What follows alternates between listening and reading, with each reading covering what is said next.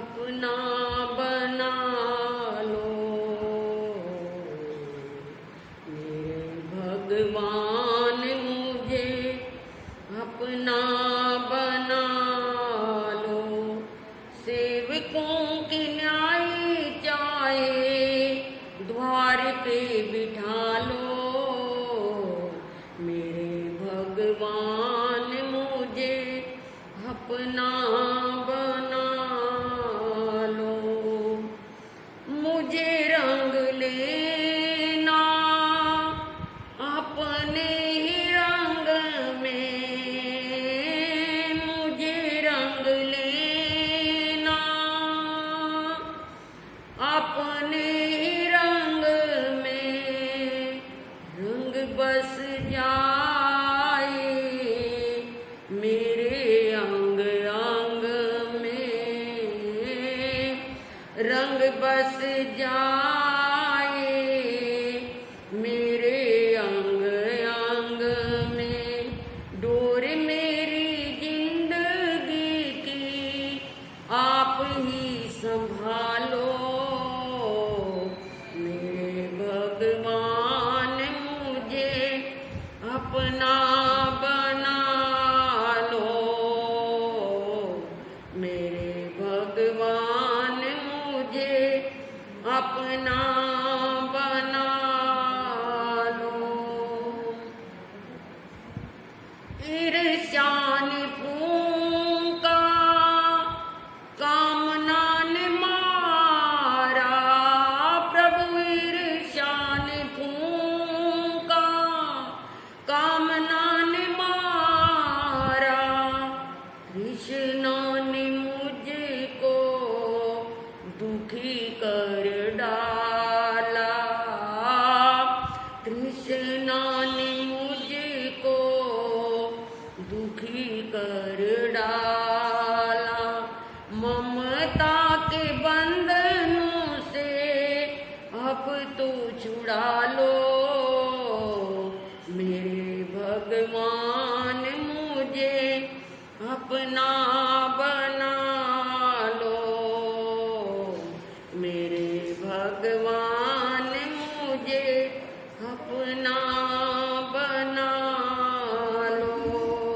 क्या कहता है कभी प्रार्थना करता हुआ, आज हमारा जीवन कैसा है और हम कैसा हमें बनाना चाहिए और उन अवगुणों को कैसे दूर करना चाहिए।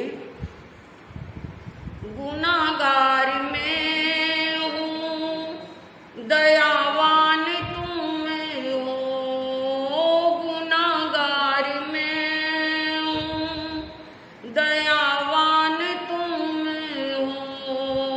दीन दुखियों के अभिमान तुम हो, दीन दुखियों के अभिमान तुम हो। मेरी मन नगरी में ज्ञान दीप बालो मेरे भगवान, मुझे अपना बना लो मेरे भगवान, मुझे अपना बना लो मेरे भगवान, मुझे अपना बना लो। प्रभु आपकी शरण में आने वाले कोई भी व्यक्ति, अच्छे भले बुरे, सबको आपने शरण दी और शरण देकर सबको इंसान से महान और महान से भगवान बना लिया। कैसे प्रभु? चंड को सिया ने पाया था उजाला, चंड को सिया ने, चंड को सिया भयंकर नाग था। प्रभु आप उसके पास गए और उस चंड कोशिक नाग जो विषैला जहरीला था, जहर और विष में ही स्वयं को हर वक्त फुंकारों में लगाकर रखता था और जो भी कोई पास आता था जलाकर अपने जहरीले विष से भस्म कर देता था। ऐसा जहरीला विषैला चंड कोशिया नाग प्रभु जहां पर नाग था वहां से कोसों कोसों दूर तक कोई प्राणी आने के लिए तैयार नहीं होता था। एक आप थे, निर्भीक थे, निडर थे, भय रहित थे और बढ़ते गए, चलते गए। बिल्कुल चंडकोशिक नाग की बांबी जहां बनी थी उसके समीप आकर खड़े हो गए। उद्धार करना था ना प्रभु, कल्याण करना था ना प्रभु, उपकार करना था प्रभु, तारना था प्रभु उसको। तो हमारा भी तो कभी नंबर आ सकता है ना प्रभु। हम भी अनेकों अवगुणों से भरे हुए हैं। चंडकोसिया ने पाया था उजाला, तुमने ही तारी चंदन वाला, तुमने ही तारी चंदन वाला। उन्हीं को बचा लिया, हमें भी बचा लो। मेरे भगवान मुझे अपना बना लो, मेरे भगवान मुझे अपना बना लो। सेवकों की न्याय चाहिए, द्वार पे बिठा लो। मेरे भगवान मुझे अपना बना लो। इस दिल जले को और ना जलाना, इस दिल जले को और ना जलाना। अपना प्रभु जी दर्श दिखाना, अपना प्रभु जी दर्श दिखाना। कर्मों के बंधनों से हमको छुड़ा लो। मेरे भगवान मुझे अपना बना लो। मेरे भगवान मुझे अपना बना लो। मेरे भगवान मुझे अपना बना लो।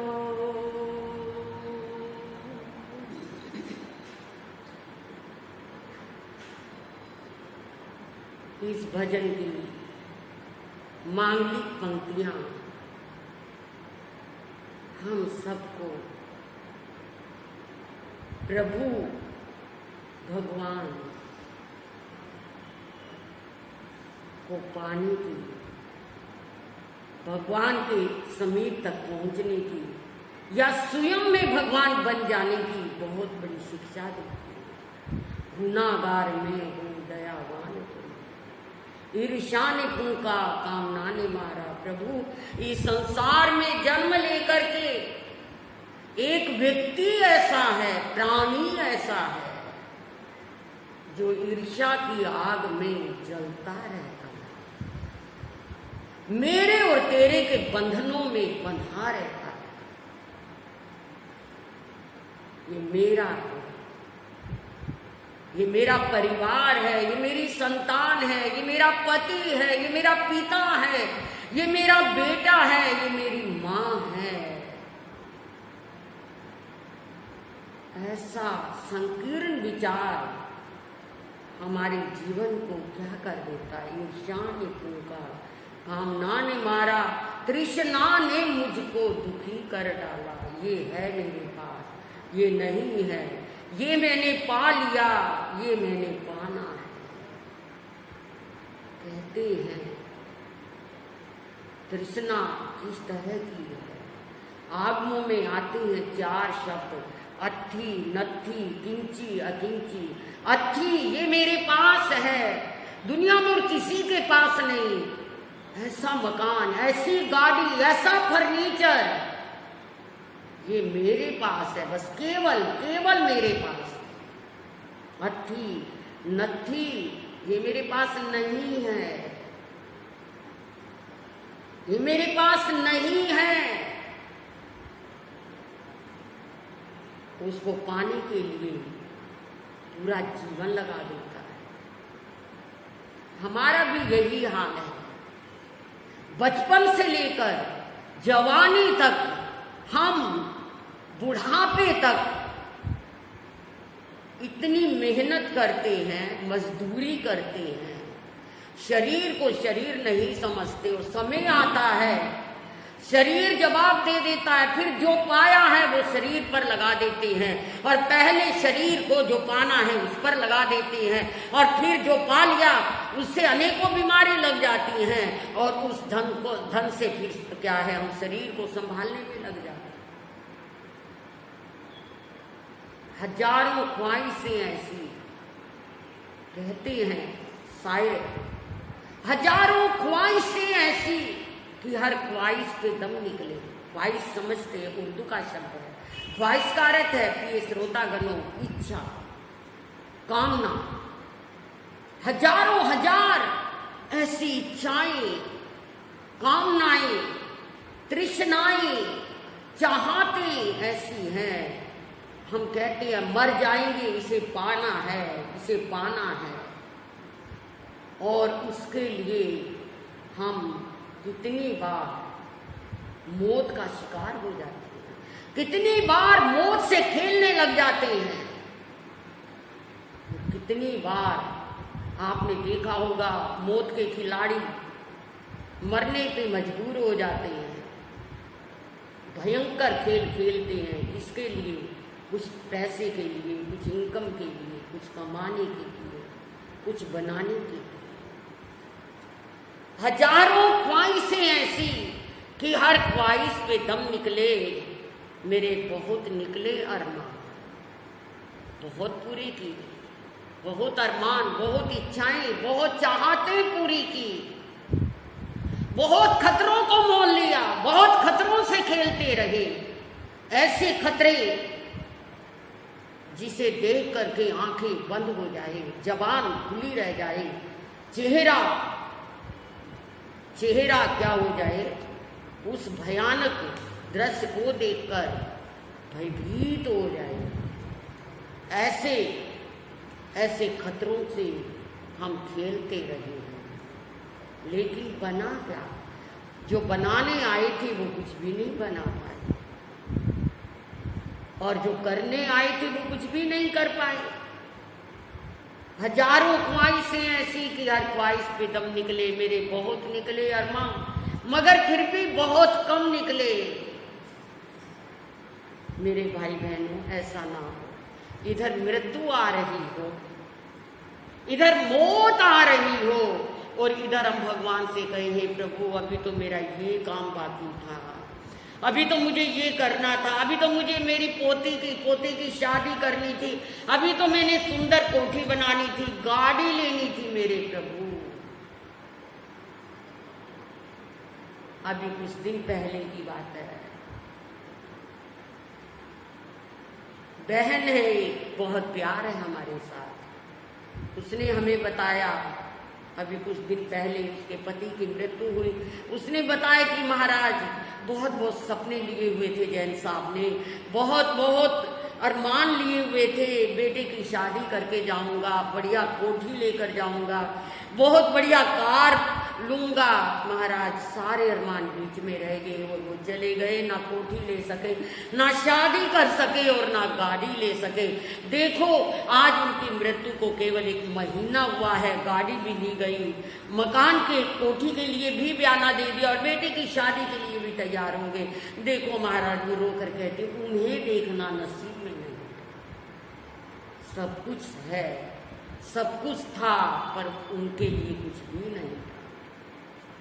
तभी तो कहते हैं पूरी जिंदगी कमाने में लगा देते हैं, और जब खाने का वक्त आता है तो क्या हम दुनिया से विदाई ले जाते हैं, दुनिया से चले जाते हैं। आओ आज के इस पावन दिन पर,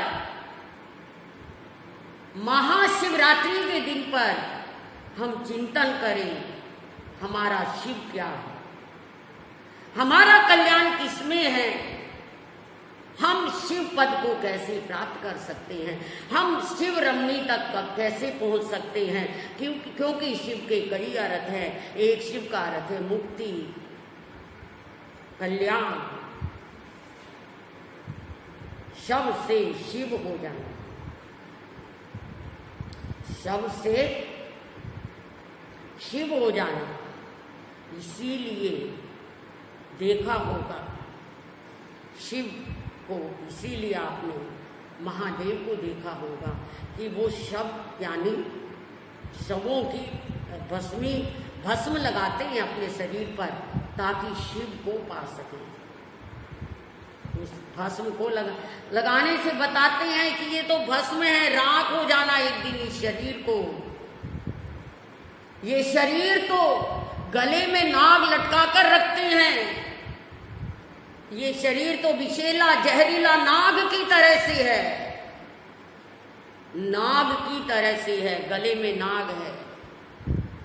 भस्म, शवों की भस्म तन पर लगाई है जो बताती है कि शव से ही एक दिन शिव बनना चाहिए, और शव तो एक दिन राख बन जाते हैं। हमें ये बोध मिलता है शिव से। आगे गंगा है, चंद्रमा है, जटाएं हैं शिव पर जो बताती हैं कि अगर आप ऊंचा उड़ जाते हैं तो गंगा की तरह पवित्र हो जाते हैं, चंद्रमा की तरह उज्जवल जीवन बन जाता है, निर्मल जीवन बन जाता है, पावन जीवन बन जाता है। अगर गिरते हैं तो गिरते चले जाते हैं। लेकिन कितने लोग हैं जो ये समझ पाते हैं, कितने लोग हैं जो ये जान पाते हैं, थोड़ी बहुत भक्ति करते हैं और कुछ पाने के लिए कुछ चाहते हैं, अगर वो नहीं मिलता तो वो क्या कहते हैं कि कुछ नहीं है, कोई प्रभु नहीं है, क्या रखा है इसमें, हमारा काम बिगड़ता जा रहा। हम देखो हमारे जीवन पर क्या क्या घट रहा है, हमने कुछ नहीं करेंगे, हम कोई माला नहीं करेंगे महाराज, कोई जाप नहीं करेंगे, हम किसी संतों के पास भी नहीं आएंगे, क्या पड़ा इसमें, कुछ भी नहीं पड़ा। पर लेकिन क्या हम इसीलिए इंसान बने कि स्वार्थों की सिद्धि करते हैं? कई बार मुझे गुरु ग्रंथ की गुरुवाणी याद आ जाती है, 10 वस्तु ले पाछे पावे। इंसान तू 10 वस्तु ले पाछे पावे, एक वस्तु पाछे बेखोट गवावे, एक भी ना दे 10 भी हर ले।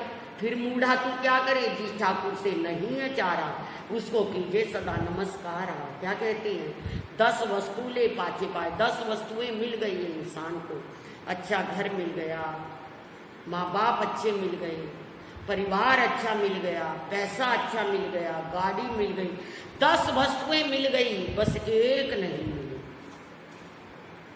उस 10 को भी भुला देता है कि पीछे, प्रभु तूने मुझे क्या दिया। दिन रात भगवान को कोसना शुरू हो जाता, भगवान तो कुछ भी नहीं है, देखो तो सही, मुझे ये नहीं मिला, मुझे ये नहीं मिला, उनको मिल गया, इनको मिल गया, मुझे नहीं मिला। पर लेकिन हमारी पात्रता कितनी है, कभी हमने ये सोचा, कभी चिंतन किया?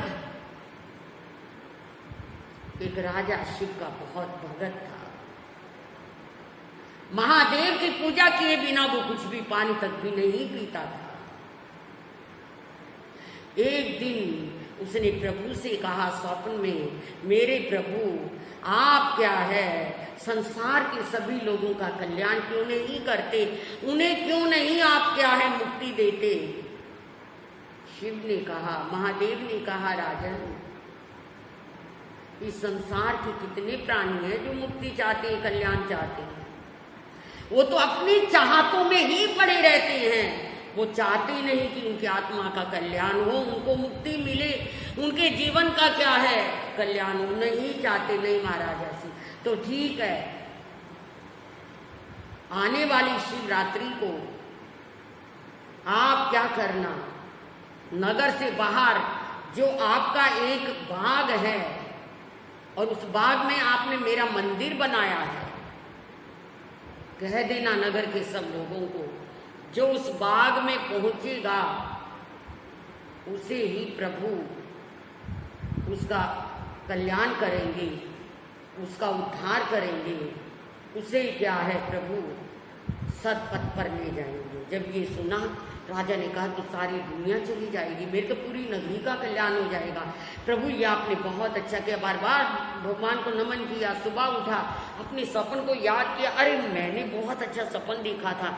मंत्री को बुलाए, सबको कहा कि जाओ पूरी नगरी में उद्घोषणा कर दो कि उस दिन सब लोग वहाँ पहुँच जाएं, ताकि उस दिन शिव प्रकट होंगे, महादेव प्रकट होंगे और सबका कल्याण करेंगे। ठीक है ठीक है, पूरी नगरी में 1 बार 2 बार 10 बार पूरा क्या है अनाउंसमेंट कर दिया गया, पूरा समाचार दे दिया गया और लोग सब तैयार हो गए। लेकिन शिव ने क्या किया, रास्ते के अंदर जहाँ वो बाग था उससे पहले 2-4 किलोमीटर का सफर था, वहाँ पर कहीं बड़े सुंदर खाने की पीने की मिठाइयों के बाजार लगा दिए, कहीं नाटक, इतने बढ़िया बढ़िया नाटक कर दिए हैं कि देखते ही मन ही ना करे। कहीं इतना बड़ा फ्री बाजार कर दिया, जितने मर्जी कपड़े लो, गहने लो, जितना मर्जी क्या है।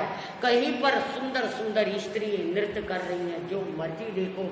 कहीं क्या है किसी चीज के स्टॉल लगे हैं, कहीं शराब के, कहीं खाने के, कहीं यानी जहाँ तक बाग था इतनी, और समय दे दिया था शिव ने राजा को कि 3 घंटे में वहाँ पहुँच जाना चाहिए। जो 12 से यानी 9 से 9, 10, 11, 12, 9 से 10, 10 से 11, 11 से 12, 9 बजे राइट यहाँ से चले और 12 बजे मेरे मंदिर तक पहुंचना चाहिए। जो पहुंच जाएंगे उनका कल्याण होगा। राजा ने कहा सभी पूरे नगरवासी पहुंचेंगे महाराज, हजारों लोग पहुंचेंगे, आपको कल्याण करना ही होगा, चाहे उसमें कसाई हो, चाहे चंडाल हो, चाहे झूठा हो, चाहे बदमाश हो, चाहे चोर हो, कोई बात नहीं, पहुंचे तो सही। शिव ने कहा था। और ठीक महाशिवरात्रि का दिन आ गया, लोग तैयारी में लगे हैं, सुबह से ही तैयारी में लगे हैं। रात को 9 बजे सब अपने अपने थाल सजा करके निकलने लगे। पर ये क्या, नगर के बाहर से ही बाजों की आवाज, नगर के बाहर से ही मीठी मीठी सुगंध, नगर के बाहर से ही बाजे ढोल, नाटक, बाजार, मिठाइयाँ, न जाने क्या क्या कुछ हो रहा है। सारी दुनिया, अरे ये भी ले लो, ये भी ले लो, ये भी। 3 घंटे का पता ही नहीं लगा। केवल एक राजा था जो निकला, जिसने कोई परवाह नहीं की, ना कि खिलौनों की परवाह की। बड़े सुंदर सुंदर टॉयज थे, ना कहीं उन्होंने सुंदर स्त्रियों की परवाह की जो नाच रही थी और हर एक का मन मोह कर अपनी ओर, ना कहीं उन्होंने नाटकों की परवाह की, ना कहीं मिठाइयों की खाने की परवाह की। हर चीज से बेपरवाह होकर केवल एक राजा था जो मंदिर में पहुंच पाया 12 बजने से ठीक 10 मिनट पहले। और सब लोग तो मंत्री क्या, वजीर क्या, नगर के नागरिक क्या, कोई मिठाइयों पर लगा पड़ा है, कोई नाटक देखने में लगा है, कोई खेल खिलौनों में लगा है, कोई तमाशे देखने में लगा है, कोई स्त्रियों के साथ नृत्य करने में लगा है। राजा देख रहा, अब भी कोई आए, अब भी कोई आए, अब भी 12 बज गए, 12:15 हो गए, 12:30 हो गए, 1 बज गया, कोई भी मंदिर तक नहीं पहुंचा। अंत में महादेव आए और राजा को कहा, देखा महाराज, आप कहते मेरी पूरी नगरी का कल्याण करो, मेरे क्या है सभी नागरिक लोगों का उद्धार करो, चाहे वो चंडाल है, चाहे वो कसाई है, चाहे चोर है, चाहे बदमाश है, झूठे हैं, कोई भी क्यों ना है। अब महाशिवरात्रि के दिन आपने सबका कल्याण करना है। पर बोल भगत, कितने लोग हैं जो कल्याण चाहते हैं? कितने लोग हैं जो उद्धार चाहते हैं? कितने लोग हैं जो आत्मरति हैं? सारे लोग संसार के संसार्थी हैं, दुनियार्थी हैं। कोई कुछ लेने में लगा है, कोई कुछ करने में लगा है, कोई कुछ पीने में लगा है, कोई शराब पीकर पड़ा है, कोई जुआ खेलकर, कोई क्या है नार स्त्रियों के साथ नृत्य करने में।